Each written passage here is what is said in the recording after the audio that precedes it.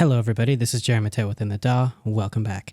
Today's video is taking another look at Toontrack EZ Bass, but really focusing on the reasons why EZ Bass is such a good product when it comes to the workflow, the idea behind it, and how it basically operates. So the easiest way to show you why EZ Bass is a really cool product and a really cool plugin is showing you what we started out with back in the day. So before EZ Bass, we had plugins like Expand. That became Expand 2, which is essentially a very powerful synthesizer that comes stock inside of Pro Tools that you can buy to have inside of other DAWs. This is essentially one of the first synths I've ever used. When I moved from Pro Tools into Studio One back in version 11 of Pro Tools, I had to buy this as soon as it was available as a VST plugin. But this has some issues. You're not able to control key switches, so it's basically whatever you play into is what you get, and it doesn't really have any type of smart articulation to transition from alternate picking or anything like that. So let's see how this sounds. This is just stock with no changes going on, and this is a hard pick preset. Right away, you saw that it just changed its preset, right? That's actually an issue I have with Expand 2. For some reason, it has this weird bug where it just does that. So let's pick the bass again.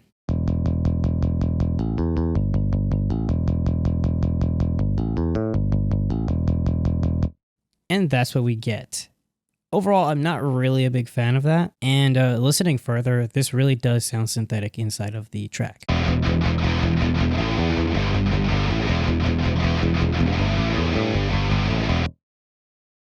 For what it is, this is actually a great plugin. It's just not a great bass synthesizer. Now, as far as a more modern workflow, we have plugins that actually simulate bass guitars and electric guitars that utilize a lot of key switching. This is a really cool way of having a lot of flexibility, but it also means that you have to actually go into your workflow instead of Studio One or Pro Tools, Cubase, whatever you're using. And you have to not only have the MIDI notes here, but you have to also figure out what are your key switches, what's going on before and after. And that can kind of bog down your workflow. So let's just take a listen to what this sounds like. I have no key switching engaged, and you're going to notice that this is a little bit less than stellar.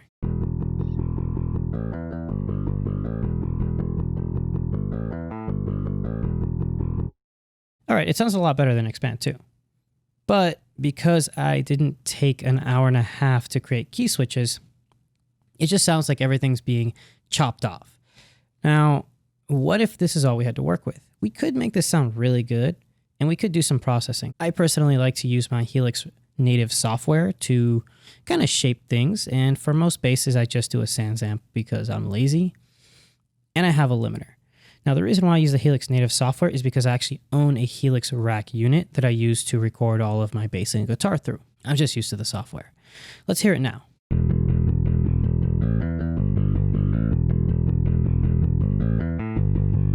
Now, it's definitely a lot better, but because we don't have those key switches engaged, it still sounds mechanical and robotic. Let's check it out in the mix.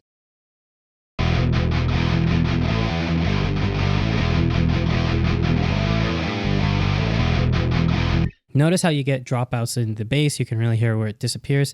That's because without all the key switching, it just kind of drops the notes and stops playing the sample. It's a really good bass synthesizer, but it is an old school way of working where it's assuming you have the time to really do this. Finally, we have EZ Bass. EZ Bass works because you can very easily work with no MIDI at all, right? And have the MIDI inside of your DAW.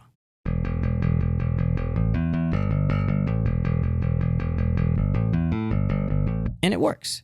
But if you noticed, it automatically did alternate picking right there. It made it sound a lot more natural than it was originally going to. And let's go to that section. It's not perfect. It can't really be perfect because it's not programmed to be perfect.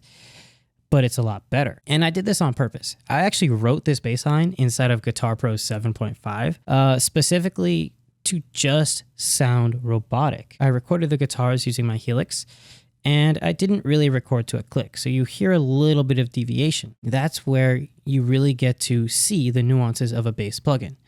So I play the same MIDI. It works, right? But what if I want to do changes? A cool thing about EZ Bass is you can have your MIDI inside of the plugin. This can also be exported outside of your plugin, but this just works. Now I can actually see the notes that I'm hitting, and I can actually go in here and modify the notes. So let's say I want to have some kind of different articulations. Instead of having to know where things are at all over in the keyboard, I can highlight things, create a different articulation,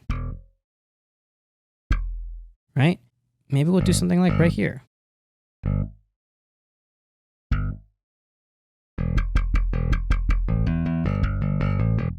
We can even do stuff like change things around. I don't really like where these two notes are.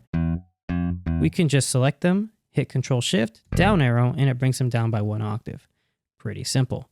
And there's other stuff over here. Like I don't really feel this little groove thing right here.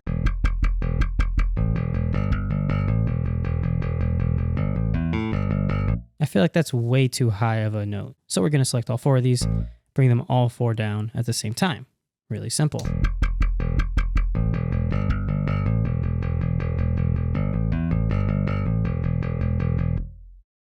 That's fantastic.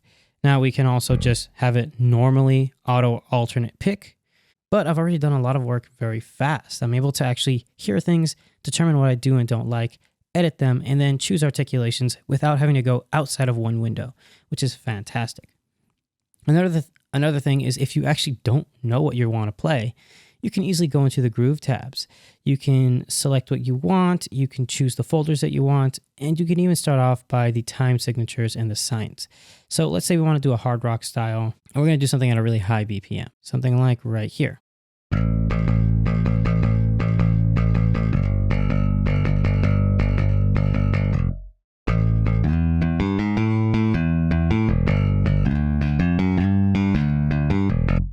Pretty cool. You can simply just drag that into your session. You can also make grooves from scratch. And what I really like about that is when you add the grooves and you go into the MIDI editor section or the grid editor, you'll notice that these grooves are not one-to-one on the beat. They have little alterations to them. And that's actually what real guitar players and real bass players do because of physics, because they are not machines. They are not going to be perfect. And this is simulating that imperfect articulation in a very mechanical way where it's pretty noticeable that it's basically repeating itself all the time, but it sounds real, which is great. So let's just see how this sounds, right? We already are able to change the tonal structure. We're able to change the articulations, but we should also notice a quality difference. We can choose between our modern and vintage bass amp, choose maybe like a pure analog style. You know, it has a very old school sound. We can go for a clean picked DI. And then if we want to go for something a little bit more crunchy or something that's gonna be designed to, you know, cut through a metal mix, we bring down the lows, we bring up the highs, we have some compression, and we add some sub bass.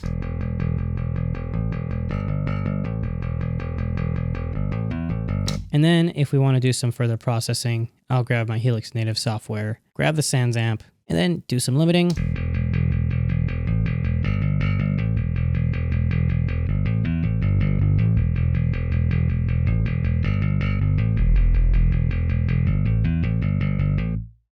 And we're getting some decent tones. Now, if you look at the actual volume, we're not hitting anywhere past 12 dB, right? Minus 12 dB on the meters. That is already quieter than what we were at with Expand 2.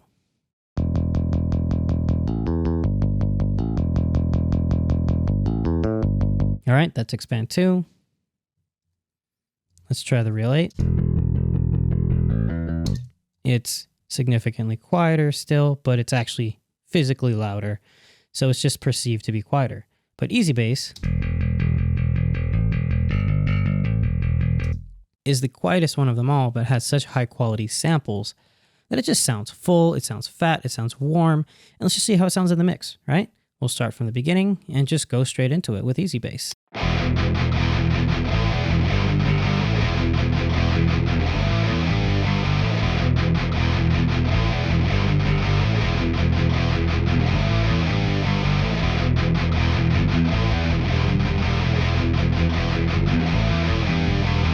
Now, this track has not been mixed in any way, shape, or form. These are literally just raw tracks that have a little bit of EQ just designed to help the bass actually be heard, but none of this is actually final. And there's nothing really going on EZ Bass. There's no drums, there's no nothing. There isn't anything going on. This is just showing how EZ Bass is a new idea of workflow. It's basically doing things smarter, not harder. It's making things easier for you, but also giving you the ability to be more flexible. It's really cool.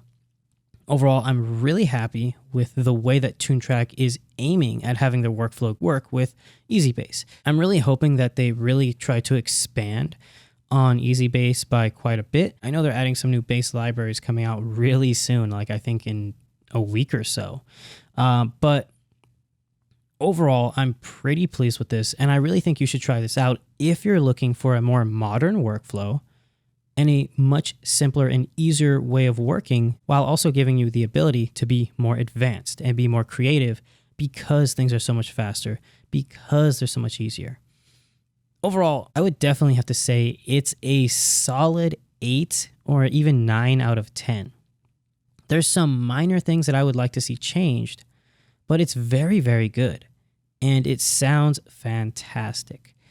And some of those changes aren't really big deals. It's more like I want more grooves, and I want more grooves. That's kind of really my only issue. I mean, you have the tap to find section. You have all this stuff built in. You can have grid editor. You can have drum and keys to MIDI. You know, you drag your MIDI, you play your MIDI, or you play your drums or put them in here, and it converts it into a bass line. You have audio tracker. You have everything you pretty much need to get started. And the only thing that EZ Bass really needs is more basses, which there's some coming out literally in about a week. So there you go. Anyway, this is Jeremy within the DAW. If you enjoyed this video, consider giving us a thumbs up and subscribing to the channel. If you're interested in getting some free Helix presets, our website inthedaw.com has a bunch up for free, and we are going to be uploading the presets we use to create these tracks up there as well. And there is also free impulse responses that we made ourselves that are also on our website. I'll see you guys next time. Bye.